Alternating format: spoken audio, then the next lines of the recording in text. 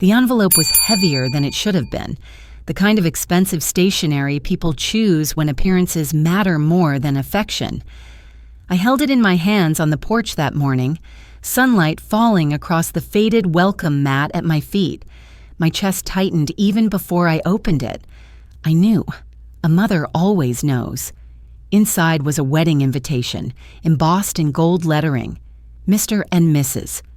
Mitchell requests the honor of your presence at the marriage of their daughter, Clara, to Mr. Daniel Hartman, my son's name, my only child. Yet nowhere did my name appear. Not as host, not as family, not even as a footnote. I stared so long that the letters blurred. My tea on the counter behind me went cold. My name is Eleanor Hartman. I am 67 years old, a widow for nearly 2 decades, and I raised Daniel alone after his father died. I worked 30 years at the town library, waking in the dark to unlock the doors, shelving books until my back ached, and reading bedtime stories when I got home. I stitched Halloween costumes by hand, clapped until my palms burned at every school concert, and whispered prayers into the silence so my boy would never feel the weight of being fatherless. And yet, here I stood, holding proof that I had been erased from the story of his life. The wedding wasn't at some distant church or rented hall. It was to be held at the lakehouse, the one my late husband and I bought together in Cedarbrook back in 1994. The deed still bore our names. By law, by memory, by every right that mattered, it was mine. For a moment, I couldn't breathe. My son was marrying, and strangers had claimed my home for the celebration, printing their names in shining gold while mine was nowhere at all. I pressed the card flat on the table, watching the light glint off letters that cut sharper than any blade. Something inside me shifted then. Not tears. Not yet. Something steadier. A question that refused to stay quiet. Why am I letting this happen? And that was the moment my silence began to end. I sat at the kitchen table long after the envelope was shut away in the drawer. The silence of the house pressed against me, broken only by the hum of the refrigerator. My mind, however, refused to stay in the present. It carried me backward, into years I could almost touch if I closed my eyes. Daniel had once been a boy who couldn't fall asleep unless he knew I was still in the hallway, humming softly. I remembered the way he gripped my hand when he lined up for his first soccer game, his knuckles white with nerves until I smiled. I remembered the Halloween when he insisted on being a pirate, and I stayed up past midnight sewing gold trim onto a vest so it would look real. He had laughed so hard when he saw it that I thought my heart would burst with pride. But somewhere between those years and now, the ground shifted.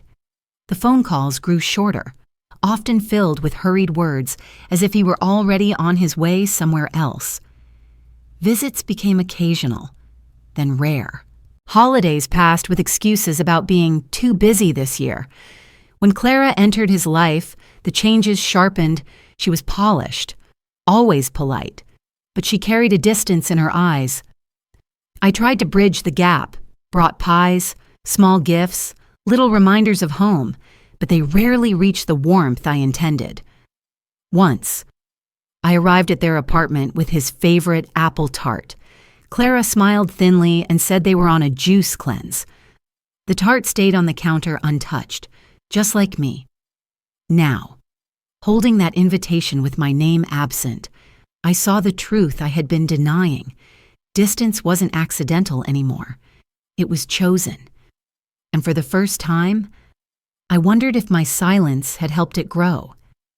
That evening, I reached for the phone, the one mounted on the wall with a cord that curled like an old vine. My fingers hesitated over the numbers, then moved on their own. It rang twice before a steady, familiar voice answered. Eleanor. It's been a while. Margaret. I breathed, and something inside me loosened. She was one of the few people who could still read the tremor in my silence.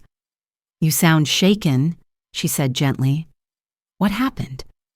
I told her about the invitation, about how it wasn't addressed to me, how it named strangers as hosts while I stood outside my own son's story. There was a long pause, and when she spoke again, her voice had sharpened. "You need to look at the paperwork." "The paperwork?" I repeated, frowning. "The lakehouse. You and Robert bought it together, didn't you? His name's been gone nearly 20 years now. That means yours is the one that remains. If they're planning a wedding there without so much as a word, Eleanor, it's not forgetfulness. It's rewriting." Her words landed heavy, as if she had pressed a hand against my chest. That house had been Robert's dream, a place where the water touched the sky and the trees bent to listen. He had called it their escape hatch, and I had laughed then, thinking it was only sentiment. But when I pulled the old file box from the bottom drawer and opened the manila folder, I saw his handwriting, his signature, and then mine. The deed, still valid. Joint ownership with survivorship. And now, mine alone. The bills, the tax statements, all still linked to my account. I wasn't a guest. I wasn't background. I was the foundation they had tried to erase. The next morning, I packed a small overnight bag. I slipped the folder with the deed into the front pocket and set it on the passenger seat. The drive to Cedarbrook took 40 minutes, though it felt both endless and far too short. Each mile pulled me closer to a reckoning I had avoided for years. When the gravel path came into view, my breath caught. The lakehouse stood tall, but it was no longer the place Robert and I had chosen. The pale blue siding he had insisted on was gone, replaced by sharp white boards and black shutters. The lilac bush I had planted on our 30th anniversary, gone, uprooted. Even the porch railing he had sanded smooth one summer had been stripped away, replaced with something sleek, cold, and lifeless. For a moment, grief washed over me heavier than anger. I had lost Robert once, and here I was, losing him again, piece by piece, memory by memory, painted over until nothing familiar remained.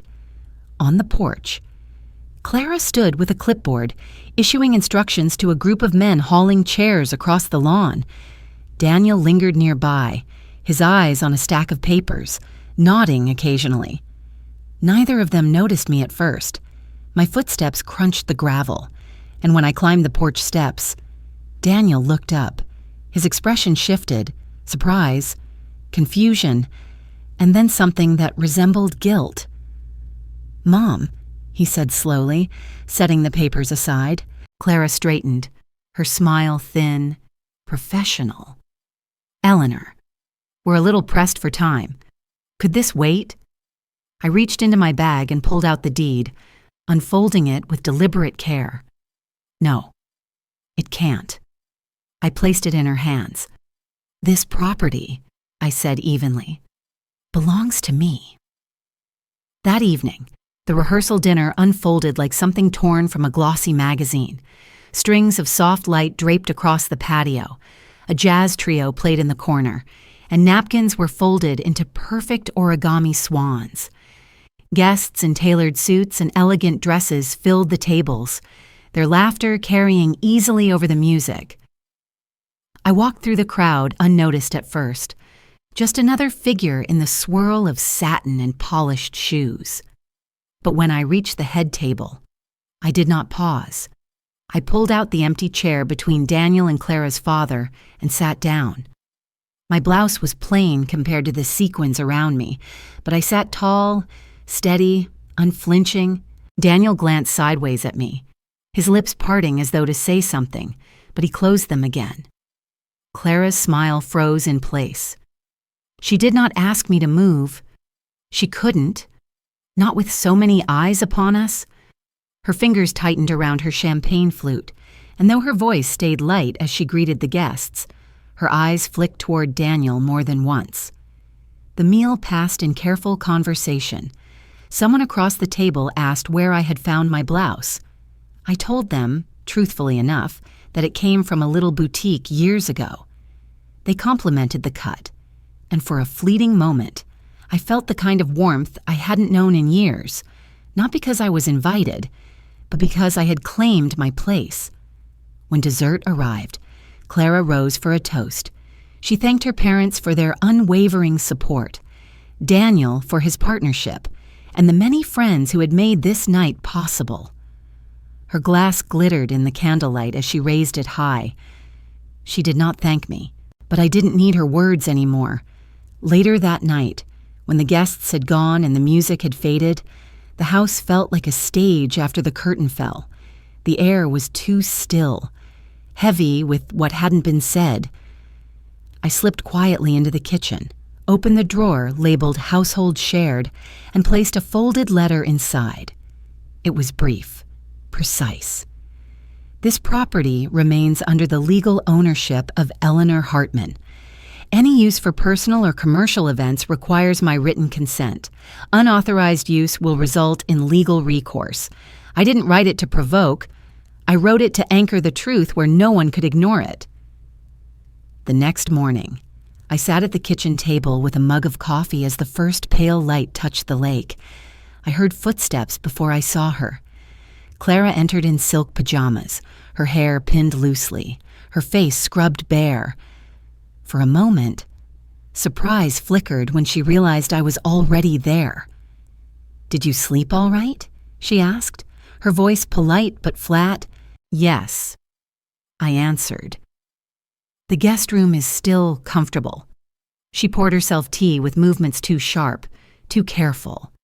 Silence stretched between us until she finally spoke again. "You think we've treated you badly?" I tilted my head, watching her. "Have you?" Her hand trembled just enough to make the spoon clink against the cup. "I never meant to replace you," she said quietly. "I just needed space. And Daniel, he followed my lead." "Maybe he shouldn't have," I replied. Her eyes lifted to mine, unguarded for just a breath. There was a crack in her composure, the smallest trace of doubt. "I just want the day to go smoothly," she whispered. "For everyone?" I asked. She hesitated. "Yes, for everyone." The ceremony began beneath a canopy of white roses and silk ribbons, the lake shimmering behind as though it too had been invited. Guests whispered in admiration, the string quartet playing notes so delicate they seemed to hang in the air like lace. Every detail was flawless, orchestrated with precision. When the usher offered to seat me near the back, I smiled politely and kept walking. My heels clicked against the stone path as I moved past row after row until I reached the front. A single chair had been left empty, almost as if someone had remembered me at the last possible moment but couldn't decide where I belonged. I claimed it without hesitation, smoothing my skirt and folding my hands in my lap. Clara's parents sat just a few feet away, stiff with their perfect posture. Her mother gave me a polite nod. Her father didn't look at me at all. But I didn't shrink. My gaze remained forward, fixed on the altar. Daniel stood waiting, his hands clasped in front of him, face pale with nerves. When Clara appeared, radiant in her gown, the crowd stirred with awe. Yet my eyes didn't follow her. I kept them on him. And then it happened. Just once, fleeting but undeniable.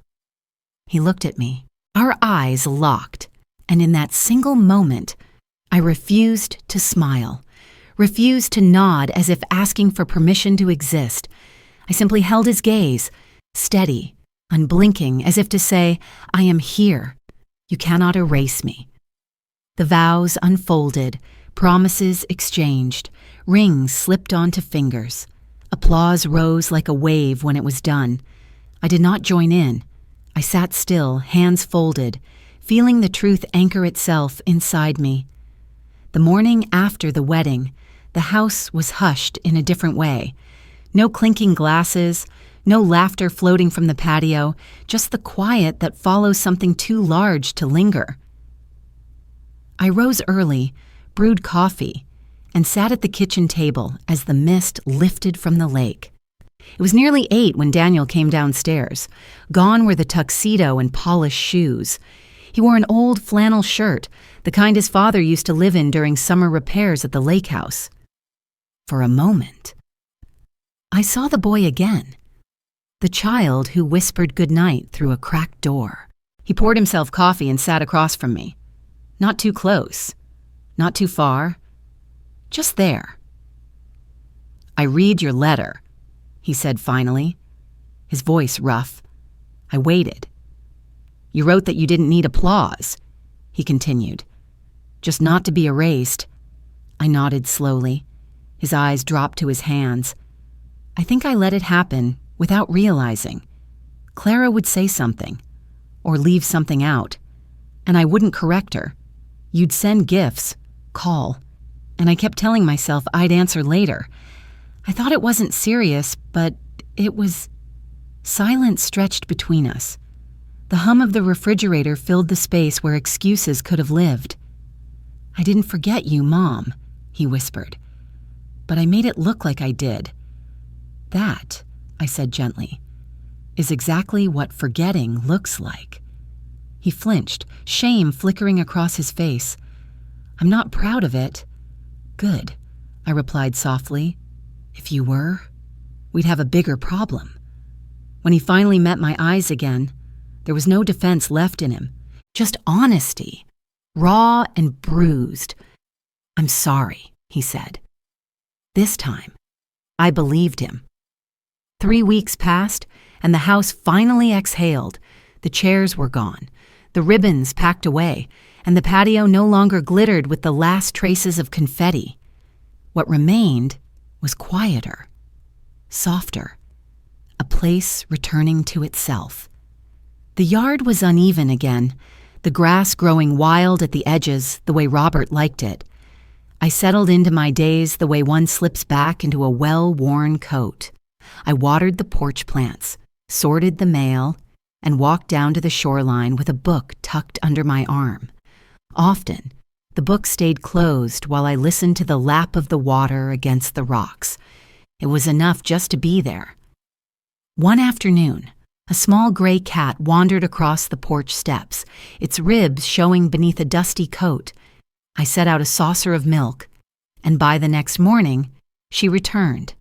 I named her Hazel, after the trees lining the far side of the lake. She stayed, curling into the crook of the porch swing like she had been waiting all along, and then, with the ground damp from rain, I planted a new lilac bush near the porch, not in the old spot. Too much had been torn out there, but close enough for memory. The soil clung stubbornly to my gloves, but I worked it loose, pressing the roots into place. When I stood back, mud streaking my knees, I felt something stir inside me.